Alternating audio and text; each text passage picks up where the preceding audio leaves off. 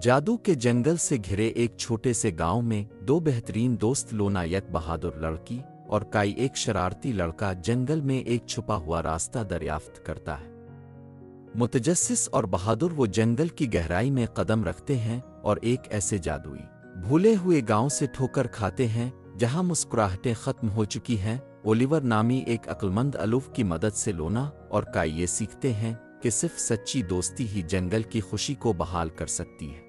एक साथ वो चमकती हुई आग की मक्खियों बात करने वाले दरख्तों और चमकती हुई नदियों से भरे सफ़र का आगाज करते हैं। रास्ते में वो पहेलियों और चैलेंजों का सामना करते हैं जो उनके एतमाद और टीम वर्क की जांच करते हैं। जब आखिरी पहेली हल हो जाती है, भूली हुई मुस्कुराहटें जंगल में वापस आ जाती हैं और गांव को दोबारा जिंदा कर दिया जाता है।